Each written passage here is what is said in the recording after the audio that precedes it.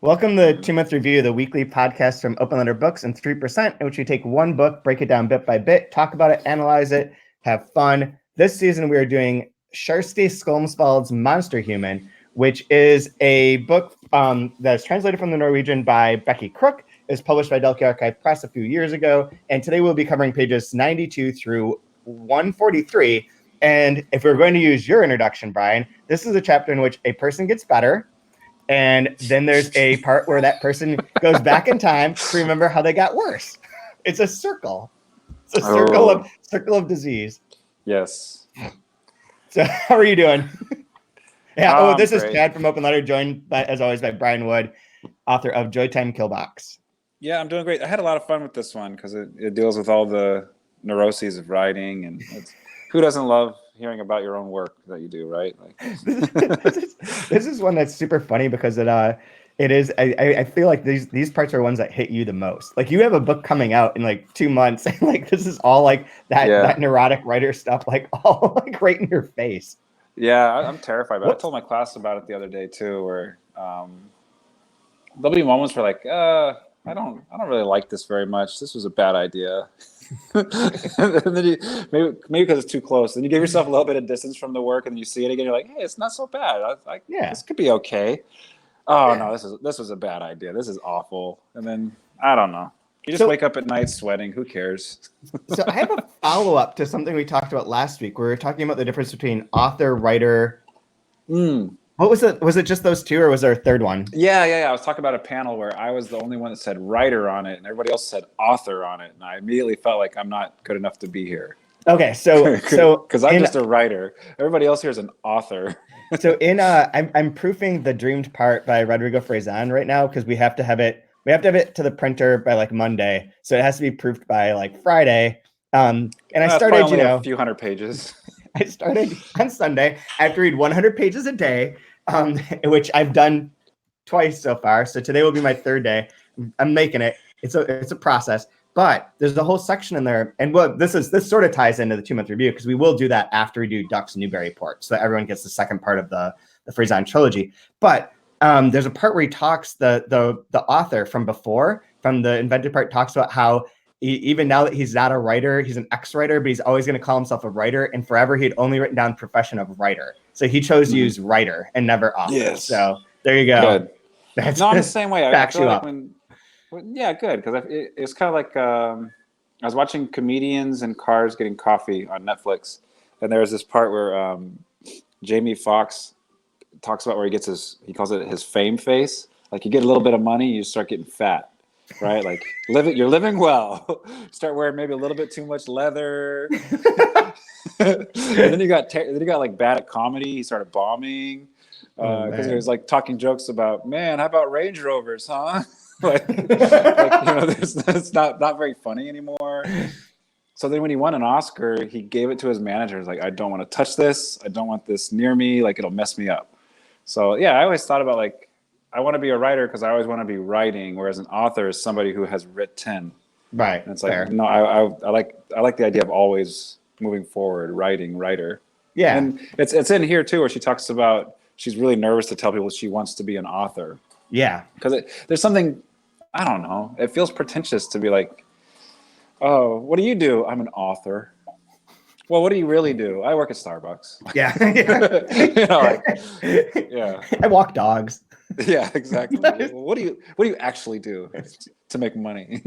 Like something that's actually useful to the world, not just writing nonsense. Yeah.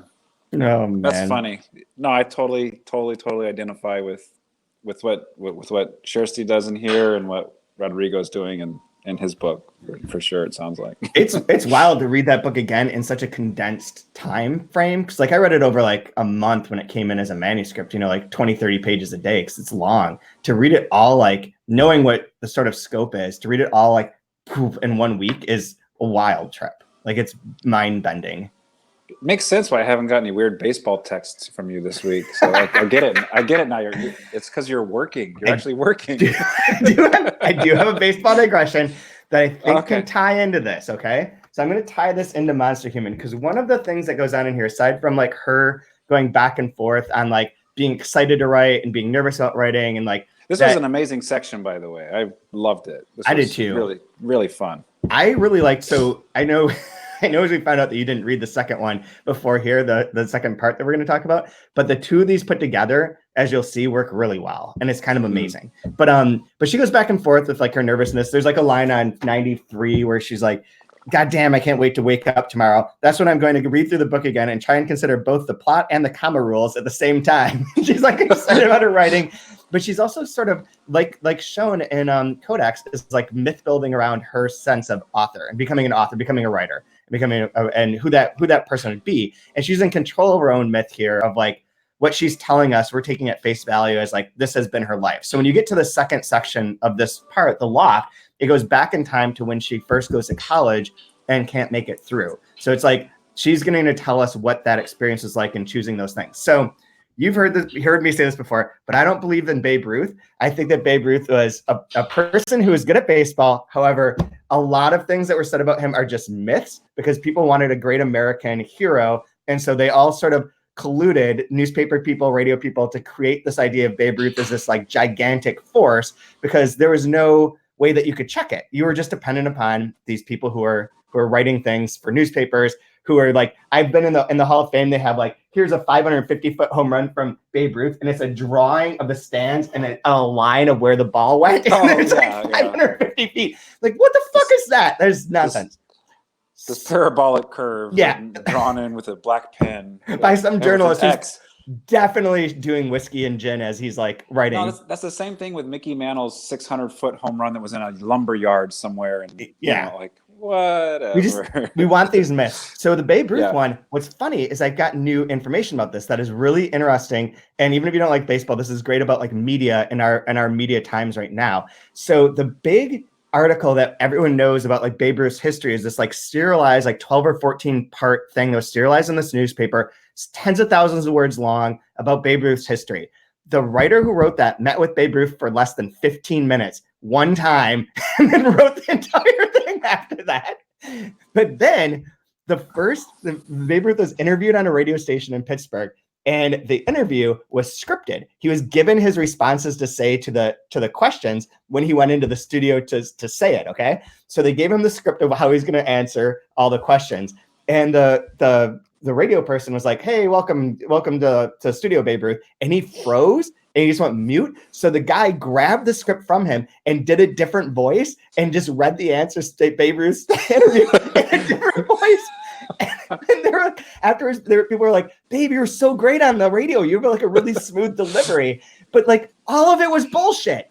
All of it is bullshit. So every white dude sounded exactly the same back then. Well, I'll say that's quite a dinger there. Well, like that's every single person I've ever heard that's been recorded back then. So like you can totally get away with that. But it's like that part Golly, of that. I'll say, boy, what a catch. Got a lot of cabbage for that hit. Like, why did white dudes talk like that then? I don't get it. It's like the weirdest. I don't know why do white dudes talk like we talk right now. I don't know. I don't know why we do anything we do. They'll make fun of us in a couple of years, I'm sure. But for sure. But yeah, so that's my sort of tangentially relates to this in the sense that she is kind of creating her own sense of self out of it, which we did talk about. And it's like much more, it's clearly like she's not making things up the way that these other people were. But as a writer, it's easy to see how those myths could be made too. Well, that's kind of like the appeal with autofiction in some ways, right? I remember there's always the famous Joan Didion quote, like, did it snow, when that happened? No, but it doesn't matter if it snowed, because if I felt like it, like if it's snowing outside, like makes the emotion better for what I'm trying to get out and the reader gets it, that's what matters more so than the actual fact of did this happen or not. Yeah. Right. I mean, I think. And then you got like the Pynchon way of it, of like just being completely reclusive or J.D. Salinger, and then people create a myth around you. Yeah. which is funny that I brought up the Didion and the snow, because in here the writing, the workshop teacher is like, maybe a little more weather to make it more realistic. She's like the weather is real. That's one of my favorite parts. Absolute favorite parts. Who gives a shit about the realistic weather? Yes, that's on wait, yeah, right here, 115. She's like, I read the first. It's Peter Sarek is her teacher. Peter Sarek is 50 years old and handsome and knows so many things, and there's no reason to believe that he doesn't also have a good sense of humor. I read the first chapter about Mathea, thinking that all of the 12 students are going to clap. They all clap. I take it as a sign that the universe knows what it's doing. My hands tremble and I'm crimson as a tomato long afterwards. Peter Sarek says that yes, it was pretty good. I want him to say that yes, it was absolutely fantastic. Peter Sarek points out that not everything was completely realistic. But what is realistic, actually? He also says that I should describe the weather, as if the weather could have any meaning at all. But the next time I can continue reading where I left off. But I don't want to do that. She's great. There's something really wonderful about this pendulum of like this absolute like unshakable confidence of like they clap. So apparently the world knows what it's doing since people appreciated my work because my work is amazing. Yep. And at the same time, like, I don't want to read my work anymore because I'm so embarrassed. And like, there's this I love this back and forth of it. It's really great. Like it feels more honest for that reason, that it's not always grandiose. It like undercuts itself or goes in sort of cyclical patterns. And I think that's part of what she gets at towards the end of this is this sort of cyclical pattern of like feeling good, not feeling good, and with all of her life. So, I mean, in terms of plot, in this one, she like gets past her ex-boyfriend. Yeah. Well, the neat thing with this, with like some of the comedic aspects of this is I'm doing a lot of reading and watching stuff on comedy. And I saw recently Ricky Gervais was saying like the way he does his comedy is what's comedic is somebody that is completely, well, not completely, but is inept or incapable of doing something and they set about to do it. Like they don't have all the tools yet or they're not prepared yet. And watching them kind of blunder their way through it is fabulous comedy. And I feel like there's something like that with what Kjersti's doing here, where it's like, I made a novel. It's 38 pages. Yeah. I changed it to double space because maybe 38 pages isn't long enough for her. Not like she like she wants to write, but she doesn't know how to be a writer or whatever that means. Right. An author. Right. And I think we're loving the fact that she's determined to do it no matter what, and it's so like just fun and funny and encouraging and sad, and it has this wonderful like pendulum of emotions that we're swinging through. It's I think what makes it so great. Absolutely, I completely agree with that. I have a question for anyone who's listening who's Norwegian. So there's a bonus episode of the 3% podcast where I talked to Jan Erik Riley, who's he's the editor of Norwegian fiction for Cappell and Dam, who's mentioned in here. It's like one of the big publishers of Norwegian literature and of fiction.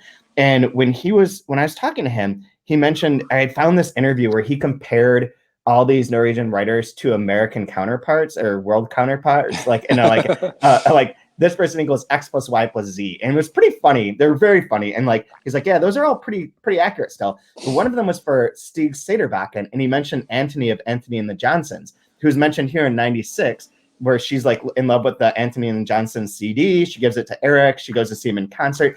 What is it with Norwegian people obsessed with like, it's like, I mean, he's famous and he's a singer, but it feels like it's like a very weird thing for this to come up multiple times in relation to like Norwegian authors who are big fans of like Anthony. I don't know what it is. I don't even know what that is. He is a chamber pop musician who had a few albums come out and they changed his name to something that's that he performs under now that I don't want to pronounce wrong. Okay. Well, I mean, I just got Spotify 2 weeks ago, so I'm like way behind the curve on all this stuff. So like, I'll see if he's on there, and yeah, he is, and it's Anthony Haggerty is his real name, but he goes by Anohni now.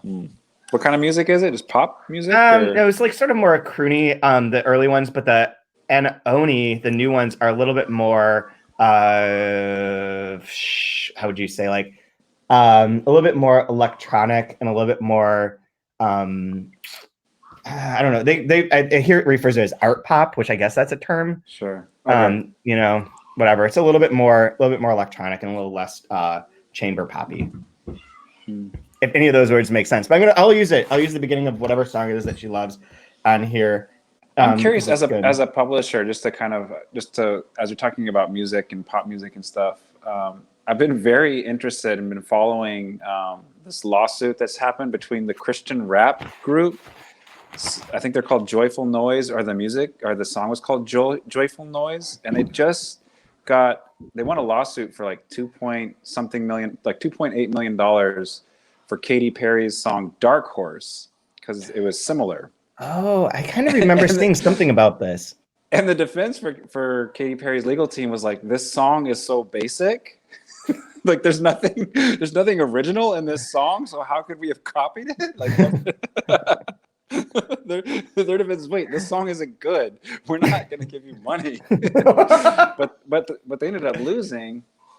But I'm wondering, does that ever happen within literature? It happens all the time with music, where everybody's like, you've taken something, or like you're not allowed to be influenced or to, I don't know, maybe it's versus, outright stealing versus homage versus I don't know what, but like you see it in literature all the time.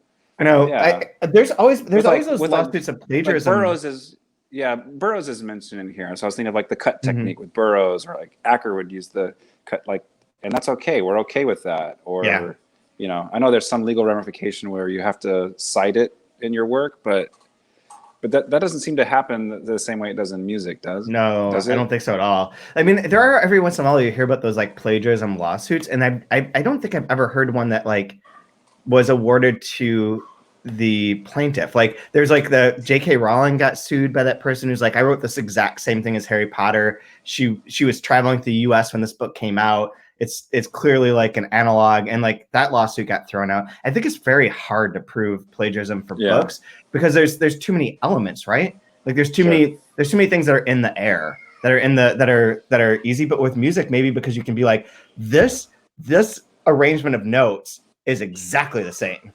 Like this, like this component or this sound is so specifically the same that there's no way that you can just happen upon it. Whereas like with books, you could be like, oh, you had a character that's like a young boy who becomes a powerful wizard. Like that's like every story. Like there's so many stories that are like young person, doesn't know that they have like a magic. Sounds like Huckleberry Finn to me. Yeah. It could be anything. Could be anything. Enter in the Rye. Doesn't he end up in a ghost house at the end of that or something? I don't know. I don't even know what happens in Harry Potter. I think he gets on a train at some point, right? Like he goes to school. He plays a game that's not real that involves a ball that you throw. I don't know. I kind of want to never know. Anyways.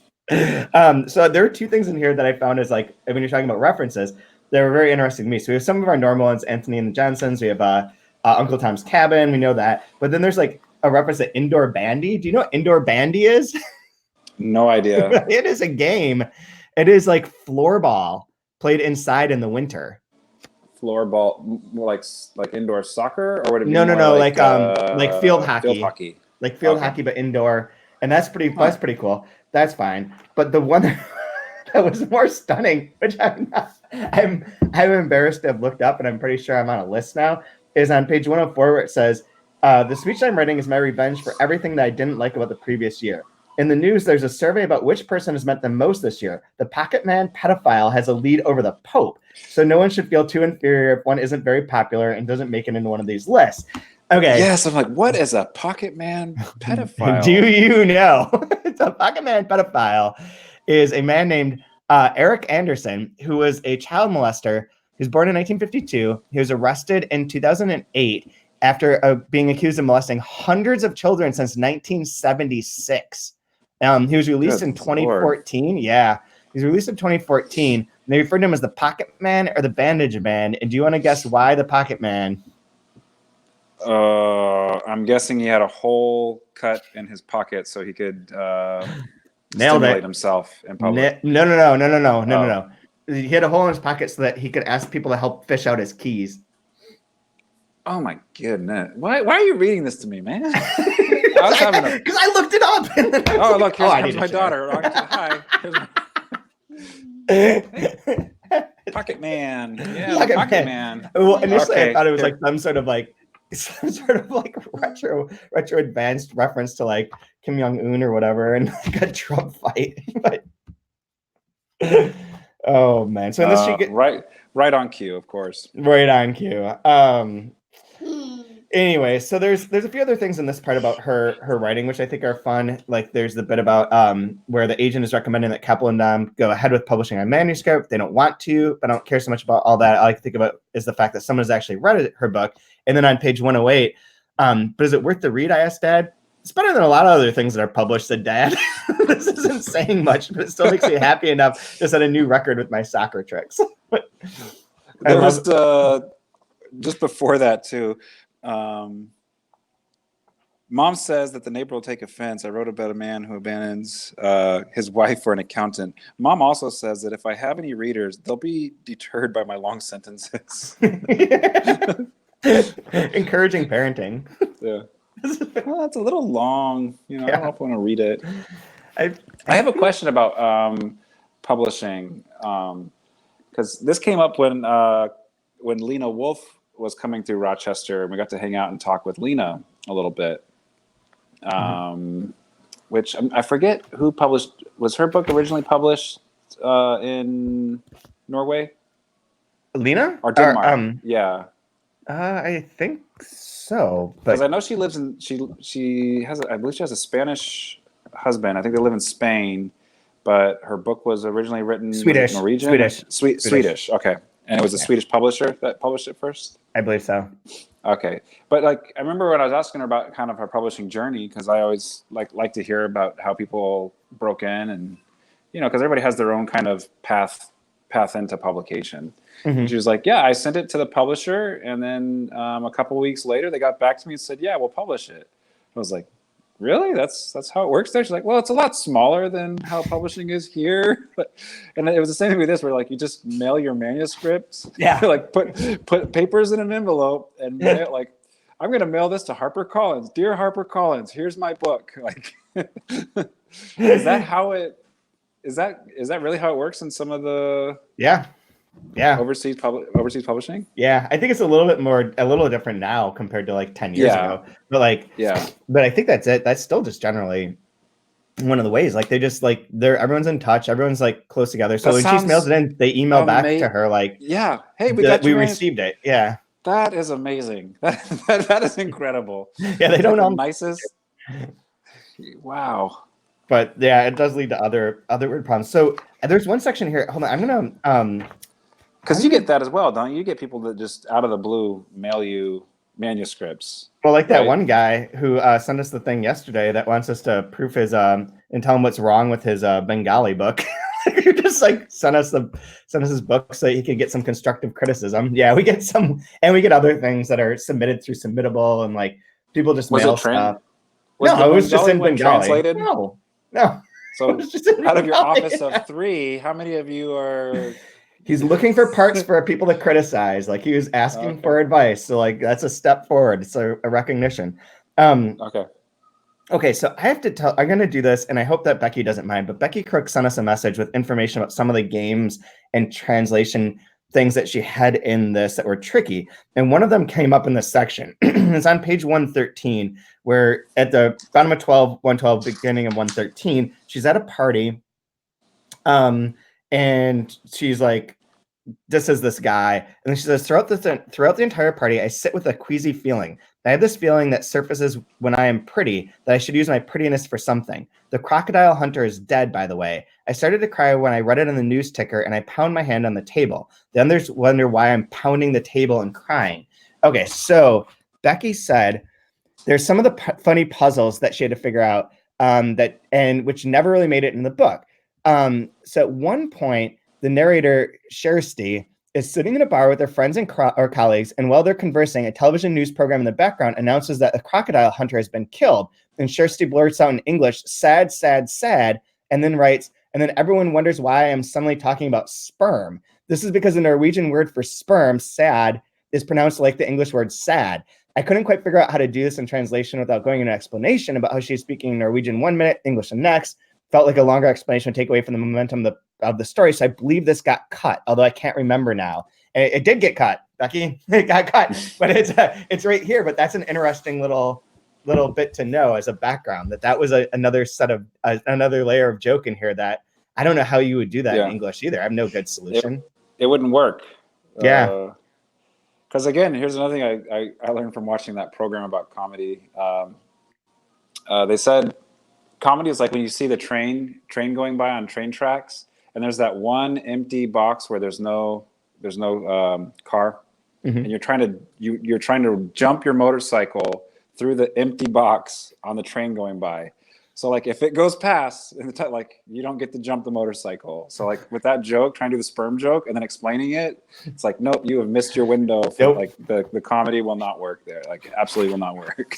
So there's a part in the dream part too where they're talking about remembering dreams, and dreams are like a big part of it. But he talks about jokes and says that there's like, I don't know if this is true or not, but the character says that the reason that we remember all bad jokes but don't remember good ones is that the best jokes are jokes that are unexpected and startle you, and the bad jokes are the ones that you already sort of know what's coming, so you can always remember those, but you can never remember the ones that actually surprise you. And I know that like my theory of like of comedy, like all comedy, that's the best comedy is a comedy that makes you uncomfortable.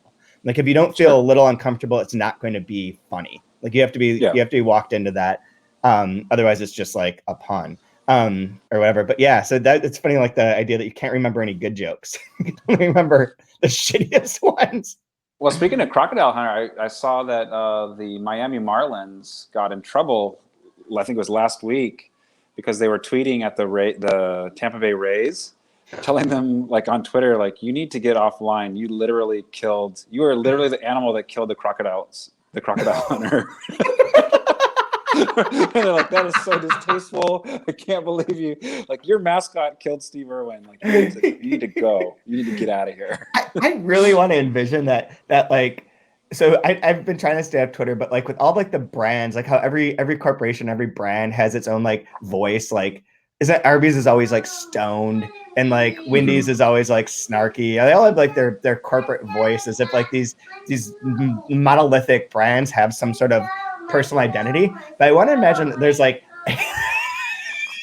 there's like a warehouse of like 22-year-old kids just out of college who are just sitting around like frantically coming up with new tweets for all these different brands, all in like a call center, but like a tweet center where like all the millennials are just housed trying to figure out what should Chick-fil-A be saying? Like, what is the Chick-fil-A voice? Like, what is the voice for Rakuten? Like, there has to be like, I wonder if they have style guides inside each one of these corporate things.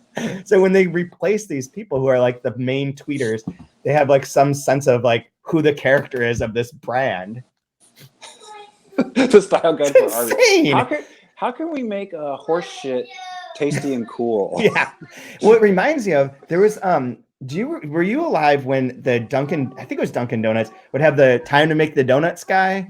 Yes. So the commercials, if anyone's too young for this, there was like a dude in a mustache. He was like middle-aged guy, and he would get up early and be like, it's time to make the donuts, and go make the donuts for, I believe, Dunkin' Donuts. So there was a time when I was in college where they retired him, and there was like a big campaign where they're like, the donut man is retiring, and so he's going to the donut man is going to like, go away. So for one day you get like free donuts from Dunkin' Donuts, and he's no longer going to be in commercials and blah, blah, blah. As it turns out, he was being retired because he had died, and they'd been using like reclipped images of him and just recycling that for a number of years, that he was not alive. It was just like repurposed old footage into new commercials. And I want to envision like some guy making those and just being like, I can't fucking deal with this anymore. We need to kill off this character, because I'm literally playing with Deadman images like for 8 hours a day, coming up with new ways to say time to make the donuts. Oh, horrible. Anyways, what else in here is good for this section? Oh, wait, one other. 117, she talks about the sixes, the dice. She referenced the dice. Oh, I missed that. Where is it? It's on right in the top of 117. She says, I don't have a clue. The stuff I've written could be anything from 2 to 5 stars. In any case, I'm positive it's neither a 1 nor a 6. In many ways, a 6 would be just as scary as a 1. Yes, that's so good. I think the most important part of this is actually, of this particular chapter, is this has been the longest chapter we've read so far. I don't even remember what it's not My Cabin, it's someone after that, right? It's The Cellar. The cellar, is on page 126, where she goes to swim, feels like she's part of nature, and then gets rid of all of her stuff. She gets rid of the electric bed, the reclining chair, the wheelchair, the walkie-talkie. She goes swimming again. So like she's in a much better physical place than she was when we first started reading about her. And even though it makes her sick, like she realizes, like, I don't know if I can be good to myself if I'm back with Eric. Like I need you not in my life. And so she tries dating somebody else. I mean, I know she ends up vomiting, but that happens. To be fair, like if you made out with some dude, any woman should probably feel free to vomit. Like most dudes are probably pretty gross. Like, but I was so worried that she was going to end up getting back with Eric, and it was just going to derail all of her progress of writing the books, writing the next book. Because at this point, she has the short story collection and then the heart book that she's talking about as well. Well, the old folks home one, the Mateo one. This description of her story sounds wild. A dubious man outside of Hotel Bristol tells me how titillating I am. Thanks a lot, I say, feeling pretty in my dress, especially when I go to my writing course and read my short story. It's about a man who wakes up every morning and wants to escape his rotten life. His existence is nothing more than an accumulation of monotony. And one day he lies down on the railroad tracks, the snow falling onto his face, but then the train doesn't come. He has to climb back up, nod awkwardly to people on the platform who are standing there staring at him. That's a great story. I would read that story. Yeah. I would totally read that story. Then she gets rejected. I don't believe that this is a novel which Skomsvold should make her debut. This is a sentence that will haunt Skomsvold for many years to come. It's great. And at the bottom of 127, I didn't win the novel competition. I put the letter, which states between the lines, I'm inept at writing, back into the envelope. What if I'm wrong? What if they're right? So there's your self-doubt thing again. Yeah. What kind of advice is this too? I don't believe this is the novel with which Skomsvold should make her debut. Like it's good, but you don't want this to be your first. Yeah. Right. What we did, we've done that before too. Like even, and there's always, it comes up a lot because a lot of authors will want like their most recent thing published first. And sometimes you're like, that's fine. But like this other thing that was much more popular and that people really responded to, like, is probably a better way to start. Like, I know you're most hyped up this, but we did that with the Sarah Mesa books. The two novels, we're doing 4x4 and then Carta Pan, because Carta Pan involves like a relationship between an old man and a very young girl. And although it's not like sexual, it's semi-uncomfortable. And I felt like that would be a worse, even though the agent, everyone's like, got to start with a new book, Like, I don't think so. I think that might scare people off. Whereas if they read the other one and are like, okay, I see, this book about 4x4 is about like a boarding school as corrupt and sinister. But that's like a readable thing that I think people will respond to. And then you can be like, also, here's something that's a little bit more on the edge and not scare people off. So I think that I get that advice. I've given that advice, but in different words. Like, I think you should start with X instead of Y, not This is what you should make your debut, I suppose. But like, no, like, don't start with a short story collection. Just kidding. No, definitely do not. No, start with a novel, and then if that does good, then you can do your vanity project or whatever, your cute little stories. Nobody gives a shit about.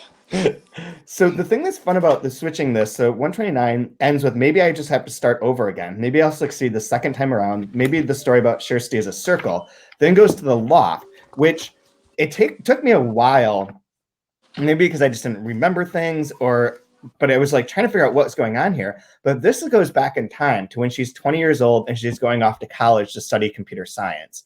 So it's pre everything that we've read, because we started with her in the old folks home, having had this like breakdown from chronic fatigue syndrome and dealing with it there. And here she doesn't have that. But there's a lot of interesting things about this. Like, one is like her trying to like figure out how to go to school and like and fit in with people. And there's some great jokes like on 134 where they're like showing like what sort of things that she could join. And she's already been sick, but the way that she's been sick, they refer to it as mono. And I'm not entirely certain through here. There's no indication of whether or not they know like what she's like that she has chronic fatigue syndrome or ME, or if it's like you're just sick and we don't know why. But she's like, I never recovered from mono, the so-called chronically ill. But like she's sort of embarrassed about it and hides it. And when they're talking about different groups that they could join, she's like, oh, there's lots of different groups. And maybe I'll join soccer, she says. And that's when my heart sinks to the floor. In my former yearbooks, I wrote soccer star under what do you dream of being when you grow up? A friend of mine wrote ant, which I think is perfect. Such a good joke. Such a good joke. But yeah, so she goes through, is in college here, and like is like semi awkward, has had dealt with this thing. She doesn't go to like she doesn't want to go to like this party. There's a funny bit about her going to a party and winning a dancing contest with her one move, which is she can't dance, but she has a single move. I did all night. I held my hands in the air and twisted my wrists. I'm not good at dancing. Still, I was happy to have found one move that worked for me. After I was surprisingly named the competition winner, for which I received a medal and everything. Which I can totally envision. But then she falls apart. Yeah. Then she falls apart and has to leave. And it's on like 141 that like everything turns bad. I can't sleep. I can't make my hunger subside. In the morning, there are more than 5 bowls on the counter, crusted remains of milk and muesli. The smallest touch feels like a fisted punch to me. And so she has to go away. And so like this is that beginning of that. So it is circling back. So I'm curious to see what's going to happen in the next section. Like if this first part that we've read so far was her like wanting to become a writer, she's written this thing. They say it's not the book that you want to debut with. You've gotten to this point, but like now she's going to start over again. Maybe the telling of her story is a cyclical thing. So she's gone back in time to like where she first comes in encounter with really breaking down from chronic fatigue syndrome or ME and going to go forward from there, I'm guessing. So I'm curious to see like how her structure works with this and like and creating her sense of self and getting to become a writer at this point. Because I was like, that one came out of nowhere to me of like it took me longer than it should have. It was also like 7:05 this morning while I was sitting on the porch reading. So I was barely awake, but it took like 3 pages before I was like, wait a second, this is back in time. Like she's not, this doesn't make any sense. Like where am I? Wait, what am I? What year is it? Who am I? But it's pretty cool. That's the cliffhanger, right? Yeah. What will she do back in time? Join us next week. Because that's what ends with her creating like this code. It's funny because she also says she doesn't like computers, which just ties into like when it's like she's weird about getting the Mac, but in here she's like, I don't want to learn computers. I figure I'll study computer science because if I can like that, then I can like anything. What a dreadful way to live life. Like recent study is something like somewhere on the order of like 80-something% of people in the United States are either completely indifferent or hate their jobs. Like there's only like 10%. There's only like 10 or 15% of people that are actually happy in the work they do. those most are just like, I guess I could just code. I guess I could sit in this tweet warehouse creating new brand information. Guys. She ends with like coding her own little operation when she's like, hello world, here, which will say like, hello world, here I come. And then she changes it to hello old folks home, here I come. So we know that we're back at that point. She's sort of looped around through that. Yeah. So, I mean, it's cool to see that section like right after this longer one about her sort of successes and like setbacks, then to go back in time and see this really starts to put in place what we saw in the first chapter. So it's cool. I'm really digging this book. Yeah, and it's interesting too with like the computer science background, right? Because you think about, like compiling the coding and the lists and the bundles and all the kind of stuff that they're doing. Mm-hmm. And then with her, it's about she has to make lists for herself and like order them, or even something like with the reading. Like I charged myself to read 50 pages today. I only did 40. Like right. Everything has to be like there's intention and kind of like, I don't know, like a charge that she puts to herself, like things that a lot of folks like you and like maybe not so much for you and I, because we treat it like work, but like she's treating it like work, where I have to get my words in today, I have to get my reading in today, I have to get my life in today. Yeah. The fact like she has to do that in order to feel human or regain her humanity, I find that very kind of interesting and compelling in that section. Me too, and it also ties into like where she's always talking about how many steps she's going to take. Yeah, like I had to do 20 steps, or this was hard to do these steps, or it's like that physicality of that too. So Well, cool. I'll ask you about your favorite line in a second, but the next sections that we're going to do for next week is page 144 through 180. And this is all of the section, the zone, which is very, very, very short. And then the beginning of the human school as the next section. So I'm really curious to see where this is going to go next. It's interesting because it is a book that's tricky to talk about in a way because it's plotless, the way that like Pessoa was plotless. But I feel like there's a movement here that I think we'll be able to see more as we get further along to like how she's structuring the story of her life and of becoming a writer. And I think that's cool. And I feel like her writing is shifting as she advances, where it's becoming more self-aware and like a little bit sharper too. But yeah. So do you have a favorite line? I did. I wrote it down. It was on page 111, but I have a library book, so I couldn't underline it. So if you want to read yours, I'll find it while okay. read yours. The one that I marked is on page, it's a little bit long, but on page 136. She says, I search among the store shelves. It seems like they've moved the muesli. If I travel at speed v past a package of muesli, it is correct to believe that the muesli is stationary and that it is me who is in motion. But it is just as correct to think that it is the muesli that is traveling past v at a speed of negative v. The muesli and I are traveling together out of the store, and I think that of all the nonsense that exists, science is the worst because it is so damned logical and thought through.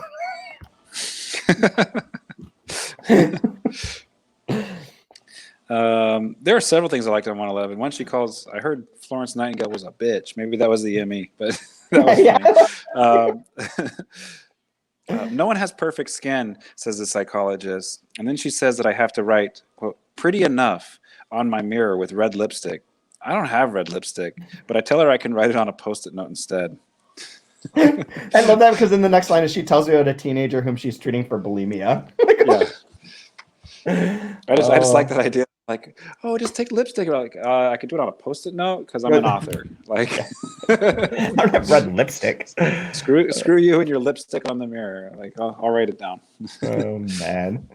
Well, anyways, thanks for listening this week. We'll be back next week with those next section. You can always find us online at open_letter or Chad W Post, your Brian Wood _, and tell everyone to go buy your book.